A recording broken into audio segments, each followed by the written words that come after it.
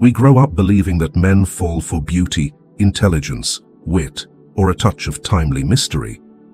But the truth is, what makes a man truly love, truly commit, isn't found in what you display outwardly, but in how you make him feel about himself when he's with you. Carl Jung once said that people are driven not only by what they desire, but by the incomplete image within them, the one they endlessly strive for, but can never fully grasp. And when you become the mirror, reflecting their best possible self, true love begins to take root. This isn't the art of seduction. This is the psychology of profound connection. So, how do you wisely touch the masculine ego without manipulation, without sacrificing yourself? In today's video, we'll explore 7 profound principles rooted in Jung's philosophy that will not only help you capture his heart, but also awaken the man he's always longed to become. As usual, I have a small challenge for you. Watch the video to the end if you're truly serious about your journey of personal growth. Leave a comment saying, "I accept the challenge," or simply, "Challenge accepted," to join us as we dive into the first part of today's video. Number 1. Nurture pride, not vanity. There's a subtle misunderstanding, one potent enough to derail an entire relationship, that many women fall into when trying to impress a man. They believe sweet, charming compliments are the key to his heart. And it's true, men enjoy praise. Who doesn't feel moved by recognition? But if what you awaken is merely his surface ego, what you'll receive in return is only a fleeting glance, not a deep, lasting bond. Carl Jung once said, "Your vision will become clear only when you can look into your own heart. Who looks outside, dreams. Who looks inside, awakes." A man may be captivated by your appearance, but he's only truly drawn in when you make him see himself, not with ostentation, but by evoking the latent identity within him. The difference between vanity and pride is like the difference between the flash of a camera and the smoldering fire beneath the earth. A flash dazzles, grabs attention for a moment, then fades.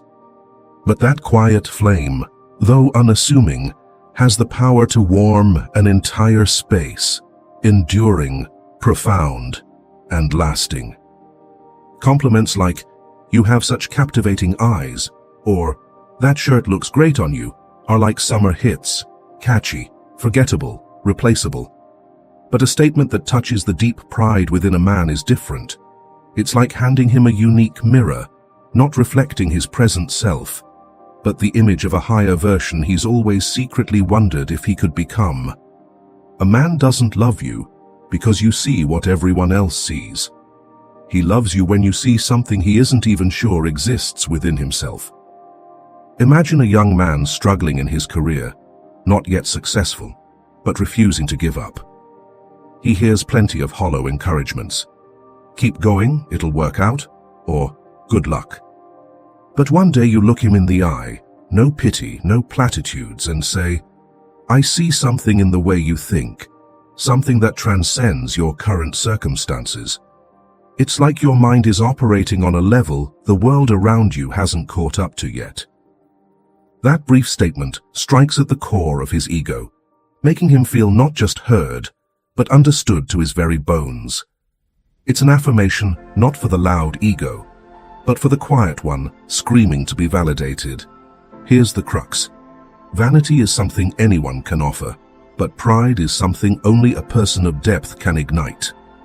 Vanity thrives on comparison. "You're more handsome than that guy. You're smarter than my friend." But pride thrives on affirming core values, without needing to measure against others. It says, "You are remarkable, not because you're better than someone else, but because of the way you exist."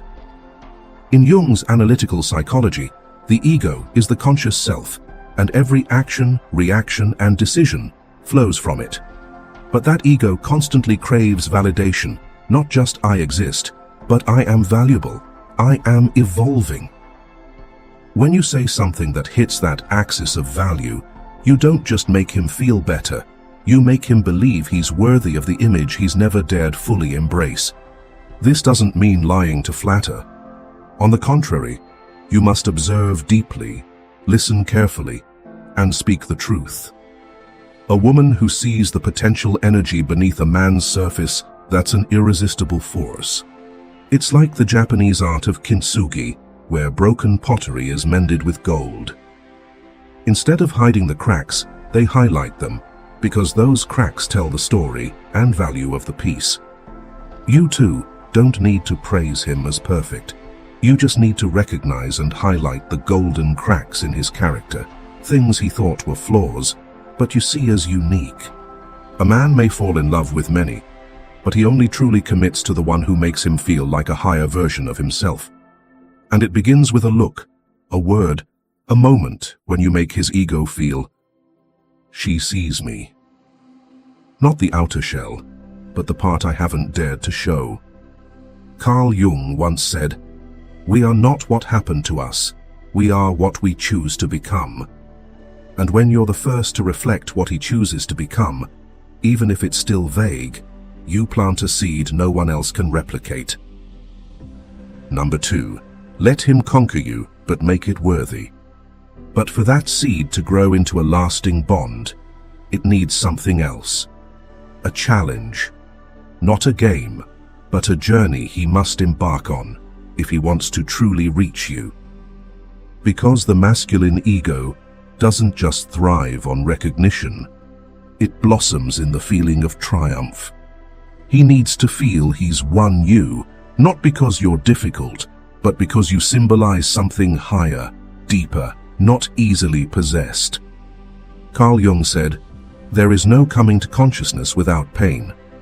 In the context of love, this means true connection doesn't come from what's comfortable or easily attained, but from what forces a man to rise to be worthy. You don't need to build walls, but you shouldn't leave the gate wide open either.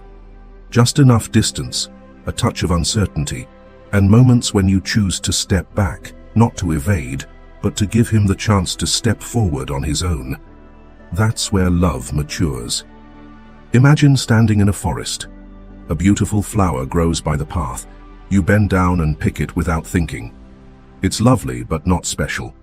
But if a rare flower blooms atop a cliff, to reach it, you must climb, sweat, and strive.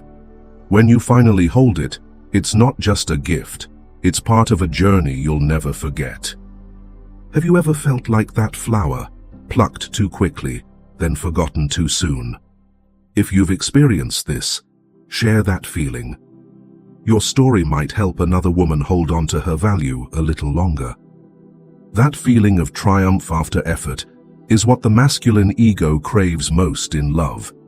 Not to possess someone, but to feel worthy of them. And this is where many women falter, not because they're not enough, but because they give too much too soon. They take too much initiative. They let him enter their world without knocking. And then, inexplicably, he grows distant. But in truth, he doesn't lose interest because you're too easy. He loses connection because there's nothing to conquer, and his ego, driven by challenge, wilts in passivity. Like a flat mountain that no one wants to climb, a woman who doesn't require pursuit fails to awaken a man's potential for growth. Jung pointed out, man needs difficulties. They are necessary for health. Without something to strive for, without something to spur growth, love, and the ego shrivels. So how do you create that sense of triumph without becoming cold or distant? The secret lies in stepping back at the right moment, not out of fear of closeness, but because you're strong enough to create the space needed for a mature relationship. When you're not always the first to text, when you don't reply instantly, when you preserve some of your energy for yourself, you send a wordless message. You can have me, but not because I fell into your hands, because you reached far enough. Slowness, delay, and space. These are the gentle friction between desire and reality, where the ego is sparked to move forward. A man needs to feel he's doing something to win you, even if it's small. A date he planned, a conversation he initiated, a moment when you let him miss you instead of always being present. Think of love like a piece of music. If every note is played instantly, it becomes noise. But the pauses between notes, the lingering, the rests, these create the melody that lingers in the heart. In love, pauses are part of the dance. And the most important thing, you don't create distance to punish. You do it so he feels you're a prize of value. Something not just anyone can claim, not because you're hard to get, but because you have your world, and you choose who's invited in. True love doesn't make a man feel he has you. True love makes him feel he's worthy of you. And that feeling is what keeps him anchored long after the initial spark fades. You don't need to play games, pretend to be busy, or act aloof. Just live authentically in your values. Don't reply to a message when your heart isn't ready. Don't nod to half-hearted promises. Don't fear creating a little space, because sometimes what awakens the ego is the echo of distance. And when he begins to change, not because he's pressured, but because he wants to be worthy of you, that's when the real journey of growth begins. But to keep that journey from stalling at the conquest, you need to reach deeper, to the part even he hasn't fully defined. The ideal self. Number 3, reflecting the ideal self, the archetype he aspires to become. Carl Jung called it the ideal self, the idealized image each person carries in their unconscious, an unformed entity that lingers like a faint flame in the darkness. For men, this ideal self often takes the form of someone strong, commanding, successful, admired, yet possessing depth and inner direction. It is what he yearns to become, though he may not dare voice it aloud. The intriguing truth is this: very few people truly see that version of him. Most only respond to what he outwardly projects, his job, his manner of speech, or the persona he constructs. But the person he cannot forget is the one who reflects what he has not yet become, but secretly longs to be. Not because she embellishes or flatters, but because she perceives a version of him that no one else has named. Imagine a man standing at a career crossroads, outwardly strong, but inwardly riddled with doubt. An ordinary woman might ask, "What are you going to do next?" But a woman who truly grasps the essence of the ideal self looks deeper and says, "I feel like you were made for something greater. Not just a job, but a legacy. It's as if you haven't yet found the right stage to shine." Those words, when born of genuine intuition, are not mere praise. They are an awakening. He doesn't just feel understood, he feels seen in a way he had forgotten. In that moment, you cease to be just a woman in his eyes. You become a sacred mirror, reflecting the image he is willing to evolve toward. Jung once said, "Thinking is difficult, that's why most people judge." Thus, when you are the first to see his untapped potential, your gaze becomes a map guiding his inner journey of growth. This is why, for some women, a man may transform his entire life, not because they control him, but because they see themselves more clearly in her presence. But here lies a crucial point. You must not mistake yourself for the changer of men. This is not about salvation. You are neither his guide nor his teacher. You are simply the one who sees, without judgment, without pressure, without embellishment, only seeing and believing. That presence holds more power than any argument. You must become the person who makes him feel, "She sees this in me, so I want to believe it's true." Not because you need him to change, but because you naturally believe it exists.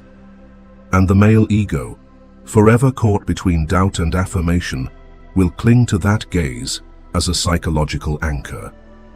What's remarkable is this: when you awaken the ideal self within him, every moment he spends with you carries the feeling of, "I am closer to the person I want to become." That is the most addictive sensation for the ego. Not possessing you, but becoming a better version of himself with you by his side. True love is not merely closeness, it is transformation. And a wise woman does not create transformation through sacrifice or control, but through rightful presence, timely words, and a gaze deep enough to pierce the surface. You don't need florid language. Sometimes a simple sentence born of intuition and keen observation is enough to stir a restless ego lost in silence. When you speak, don't speak to the present, speak to the potential. Don't merely affirm who he is now. Call forth the version of him that is budding, but which he hasn't yet dared to acknowledge. For when a man loves, not only because of who you are, but because of who he becomes in your presence, that love does not easily fade. It is tied to his deepest self, to his most secret dreams, and to the belief that you are part of his journey toward fulfillment. Number 4, challenging with respect. Yet, no inner growth occurs without conflict, without moments of collision, not to wound, but to spark the process of individuation. Carl Jung stated that becoming oneself is never a smooth path. It demands confrontation with limits, and sometimes with others, especially with the woman he believes truly sees me. But this is not negative conflict. It is a challenge rooted in trust and profound respect. In love, most people either avoid conflict for fear of loss or criticize out of disappointment. But a woman who understands deep psychology knows a challenge is not a rejection, but an invitation to awaken a dormant potential. She doesn't highlight a man's weaknesses to make him feel lesser. She touches his point of pause and asks, "Is this truly where you want to stop?" Picture a man stuck in a rut. He complains about his job, lacks inspiration, and delays decisions.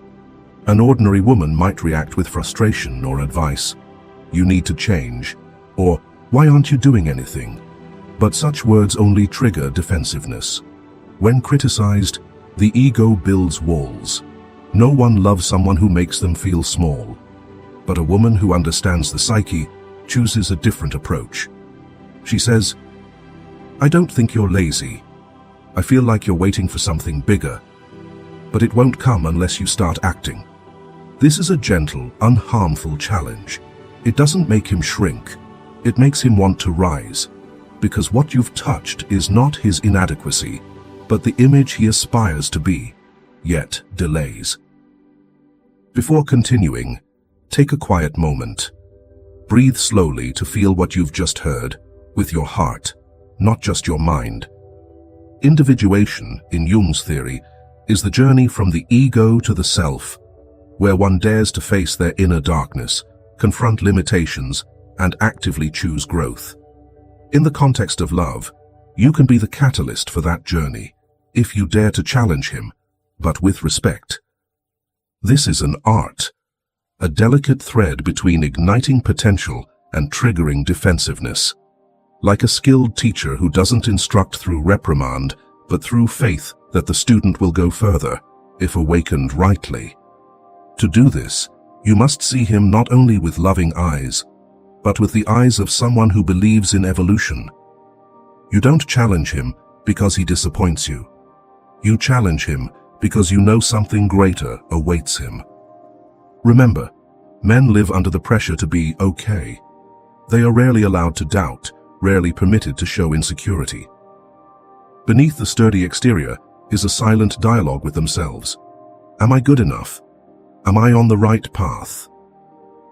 Most of the time, he pushes through, not out of strength, but to avoid being seen as unprepared.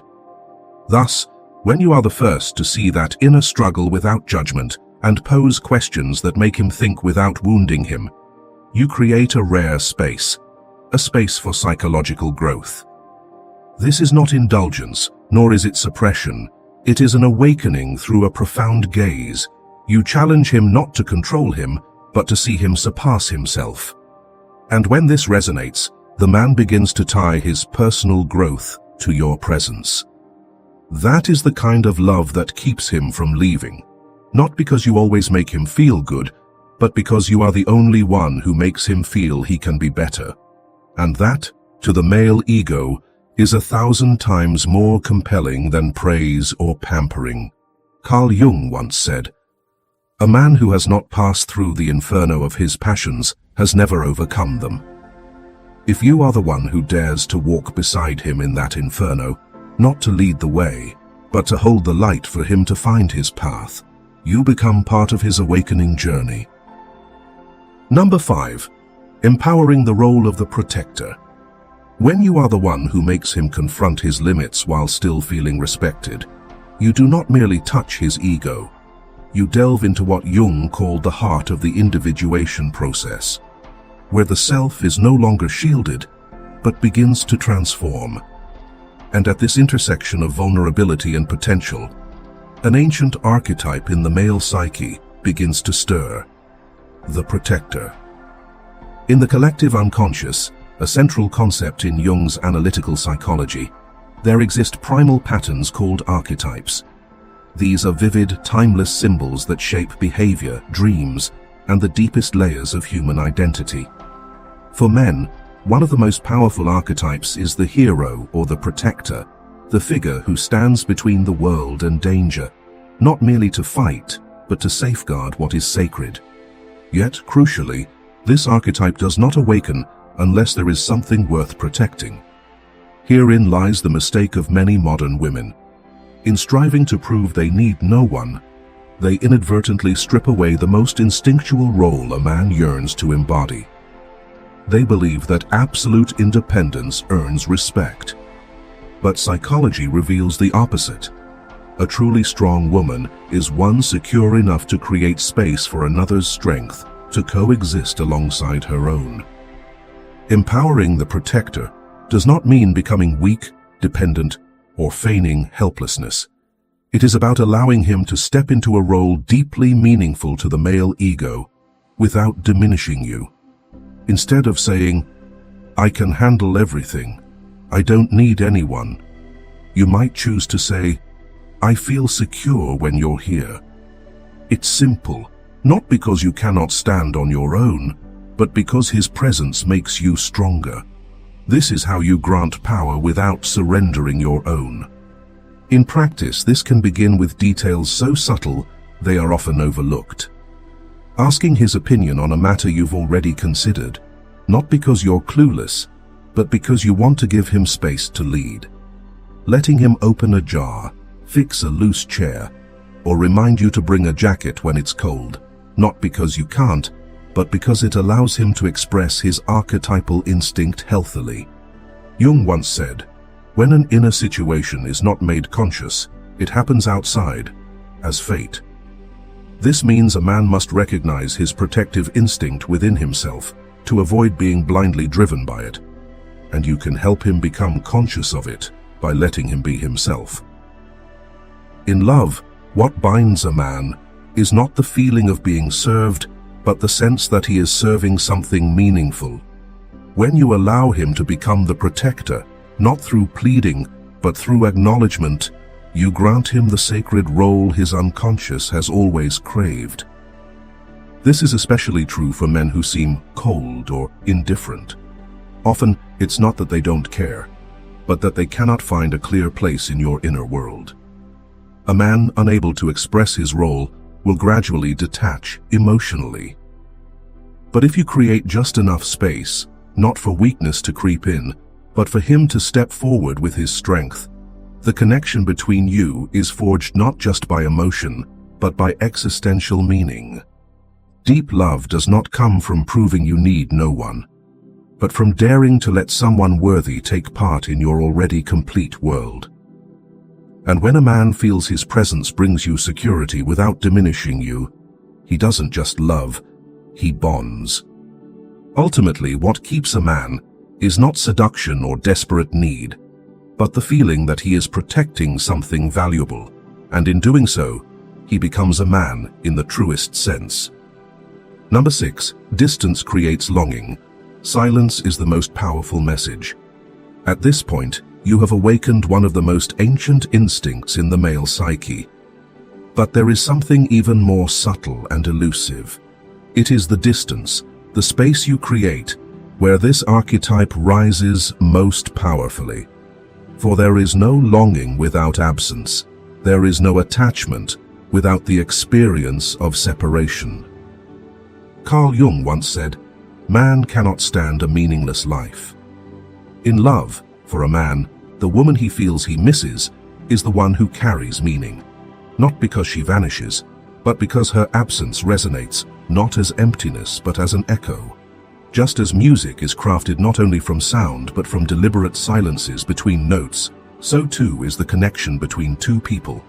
Silence, when placed rightly, can speak louder than 100 words.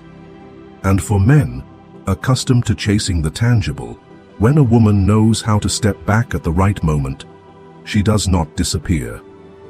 She becomes a mystery. Distance, when created with self-mastery and dignity, does not dilute affection, but deepens memory.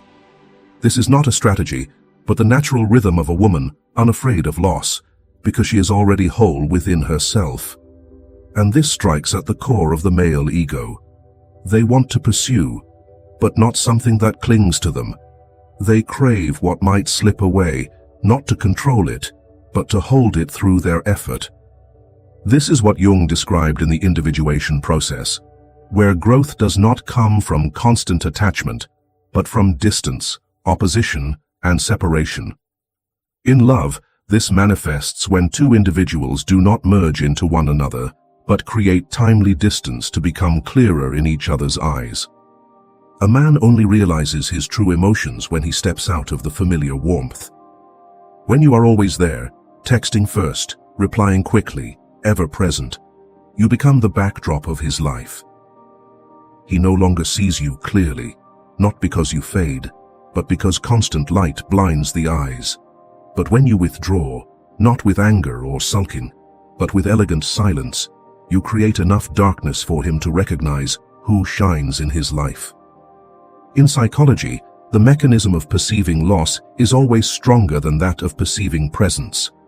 We only truly value something when it is no longer within reach. Yet women often fear creating distance, worried that he'll forget me. In truth, it is when you are always there that he takes your presence for granted. But when you step back, silently, with dignity and without demands, you make his ego confront loss for the first time. And if you have already touched his pride, ideals, potential, and protective role, then your absence is not merely the lack of a person. It is the lack of a part of his definition. He doesn't just miss you. He misses the person he becomes in your presence. If what you're hearing now makes you realize you've been that resonant absence in someone's life, leave a sign to let us know you're here, a like, a subscription, a way to say, "I've understood this with my whole heart." After all the longing, pursuit, and distance, what makes a man deeply attached is not what makes him feel strong, but where he is allowed to be vulnerable without losing his worth. Number 7. A place where he can unmask and still be loved. The deepest point of love is where the ego is no longer propped up, but allowed to rest. Carl Jung once said, "The shadow is a moral problem that challenges the whole ego personality." Within every person, even the seemingly strongest, most independent and confident men, there exists a hidden part, the shadow. It is the place where repressed emotions, nameless fears, and unacknowledged wounds reside. Society trains men to control, to be steadfast, to succeed. But the cost of maintaining this facade is inner isolation. And then they love. But not every love reaches that depth. Many relationships only touch the best parts: success, confidence, intelligence, and strength. Rarely does someone feel safe enough to step into the darkness without making him recoil in fear of judgment. This is why the woman who truly binds a man is not the most talented, the most beautiful, or the one who makes him strive the hardest. It is the one who first makes him feel, I can take off my mask and still be loved. Imagine a warrior returning from battle. Sweat, blood, and exhaustion cling to his body. He doesn't need admiration, nor does he need immediate healing. What he needs is a place to shed his armor without being met with pity or fear. A woman who becomes that place does so not with grandiose words, but with a non-judgmental presence. In Jungian psychology, the shadow is an inseparable part of the psyche.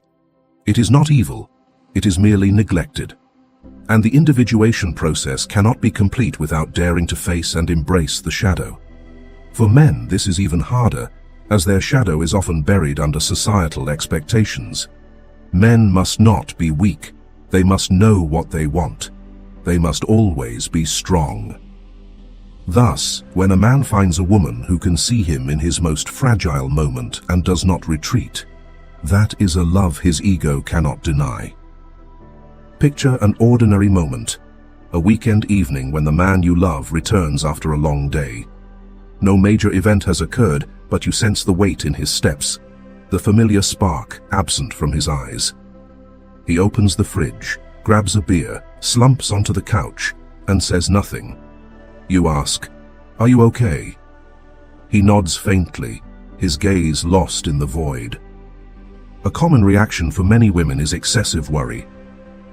"You're making me anxious, acting like this. Tell me what's wrong." But if you understand what's happening within him, you'll know this is not the time to question or analyze. This is a moment when a man is wrestling with his inner darkness, and the only thing he needs is your presence without interrogation. Healing does not begin with offering advice, but with creating a safe space where the ego can stop straining. And that is the art of a woman who understands deeply. To love is not to possess, but to allow the other to be themselves, even when that self is not pretty.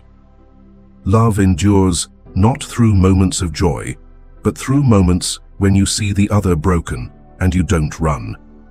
That is the kind of connection that resonates in the deepest layers of the soul. It is when a man, after everything, can say, "I fell before her, and she didn't see me as weak. She still valued me." Carl Jung never defined love in the conventional romantic sense. For him, true love is the collision of evolving selves, a space where both light and darkness coexist. When you are the woman who can see both sides of a man and still choose to stay, you do not merely love him, you affirm his complete existence. And somewhere, deeper than attraction, physical intimacy, or admiration, it is this affirmation that keeps a man. Because it not only soothes his soul, it redefines him. When love ceases to be a chase between two egos craving validation and becomes a place where the ego is illuminated, challenged, allowed to bloom, and permitted to rest,